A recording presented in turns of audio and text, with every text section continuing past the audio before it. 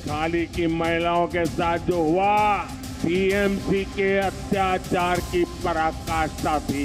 खाली झूठा बोलते हैं, इतना झूठा प्राइम मिनिस्टर मैंने कभी नहीं देखा।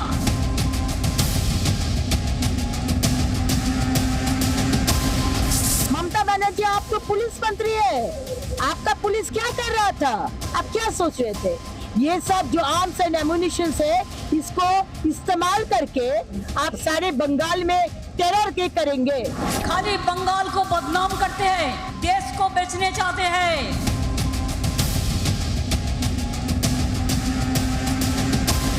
वो अपराधियों से घिरी हुई सरकार है, वहाँ अपराधियों के बलबूते पर ममता जी की सरकार चल। ये प्लांट कर रहा है, भेज रहा है, आर्म्स रख रहा है और रिकवरी दिखा के ये वोट के इलेक्शन के टाइम पे पब्लिक को इन्फ्लुएंस करना चाहता है। वो काम पुलिस को करना चाहिए था, आज वो काम सीबीआई कर रहा है। ये देश की अंदरूनी सुरक्षा का मामला है। दोस्तों मेरे साथ में 5 बजे के सबसे ज्यादा देखे जाने वाले शो में, देश के नंबर 1 शो में दोस्तों, सुधांशु त्रिवेदी जी, भारतीय जनता पार्टी के सीनियर नेशनल स्पोक्स पर्सन और मेंबर ऑफ पार्लियामेंट। मेरे साथ अनुराग भदौरिया जी, समाजवादी पार्टी के सीनियर नेशनल स्पोक्स पर्सन और काफी पॉपुलर नेता है ये। राजीव रंजन जी, नेशनल सेक्रेटरी जेडीयू के, सीनियर नेशनल सेक्रेटरी, काफी सीनियर लीडर है।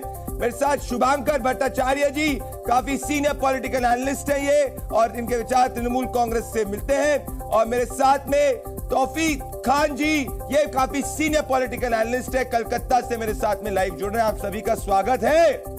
मैं इस डिबेट की शुरुआत करना चाहता हूं शुभांकर भट्टाचार्य जी और राजीव रंजन जी के साथ में।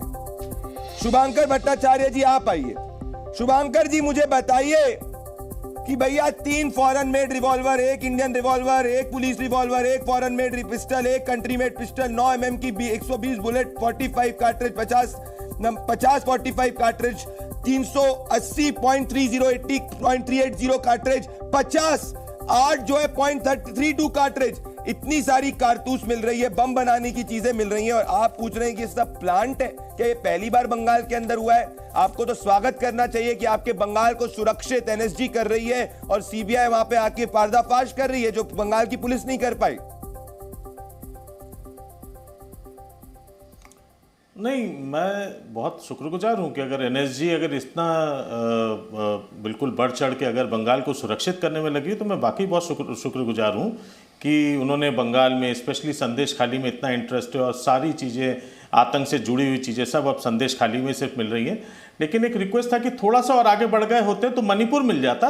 वहाँ पे कल 2 सीआरपीएफ जवान की भी वहाँ पे कल मार दिया गया, और उसके ऊपर अभी तक कोई न्यूज़ शायद हो सकता है पढ़ना भूल गए हो, ऐसी कोई बात नहीं है। लेकिन वहाँ पे चले जाए, शायद इससे ज़्यादा आर्म्स और ये मिल जाएंगे। लेकिन ये आर्म्स वहाँ पे मिले हैं कि नहीं, अभी ये बात वहाँ पे क्लियर नहीं। अगर वहाँ के लोकल पुलिस को, जो कि जनरल प्रोटोकॉल में रहता है कि लोकल पुलिस को भी साथ में लिया जाता है, स्टेट गवर्नमेंट को साथ में लिया जाता है, इन प्रोटोकॉल्स को बिना फॉलो करके जब ली गई है, तो अब तो वाकई ये बात अब जांच के दायरे में जानी चाहिए कि कहीं ये वाकई, क्योंकि बिल्कुल लोकसभा के दरमियान में ये बात हो रही है, तो हर आम जनता, बंगाली जनता ये चीज जरूर जानना चाहती है कि अगर हकीकत है तो पुट द कल्प्रिट्स बिहाइंड बार, चाहे वो किसी भी पार्टी का हो।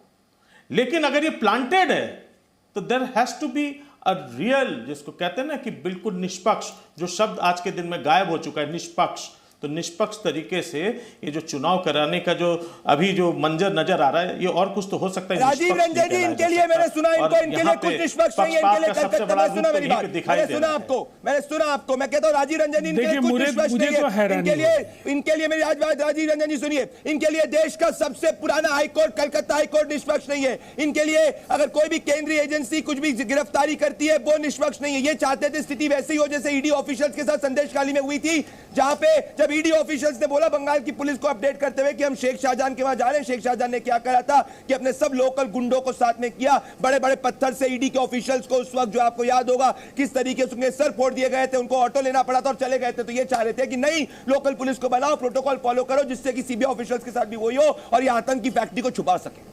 राजीव रंजन जी, देखिए, सबसे पहली बात तो यह है कि मुझे हैरानी होती है अगर ये प्रोटोकॉल का मसला इतना बड़ा है और अपराध इन्हें इतना छोटा दिखता है तो ये शर्मनाक है, ये दुर्भाग्यपूर्ण भी है। संदेश खाली आज पूरे बंगाल की बदनामी का प्रतीक बन गया है।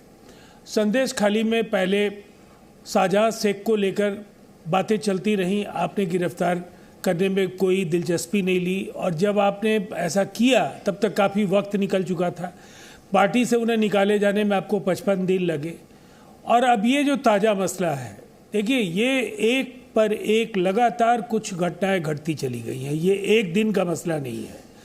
अगर इतने बड़े पैमाने पर अगर हथियारों की बरामदगी होती है और बंगाल की पुलिस अगर पहले करती तो निसंदेह बंगाल की पुलिस की पीठ थपथपाने का मौका था, लेकिन ये उनकी नाक के नीचे हो रहा है या उनकी चुप्पी या उनकी मजबूरी, मैं तो कहूँगा ये कुछ भी हो सकता है। लेकिन इतना तय है कि ऐसी घटनाओं से पूरी सरकार बेनकाब हुई है। इसके पहले राजभवन से टकराव, आप ईडी के साथ जो घटनाएं घटी वो भी पूरे देश ने देखा, लगातार एनआईए को लेकर के आप सुर्खियों में हैं। तो मुझे लगता है कि अगर बंगाल पुलिस के अधिकारियों को सेंट्रल फोर्सेस के खिलाफ आप उकसाने का काम करते हैं, आप जो भी इन्फोर्समेंट एजेंसीज हैं उनके खिलाफ वहाँ लगातार आप हंगामा कर रहे हैं, तो ये कहीं ना कहीं ये एक ऐसा प्रश्न है जिसमें केंद्र और राज्य संबंधों का केवल सवाल नहीं है। ये ऐसी परिस्थिति है जब आप पूरी तरह से एकदम बेनकाब हो चुके हैं और आपका अपराधियों के शासन पर कोई नियंत्रण नहीं रह गया। जी न्यूज़।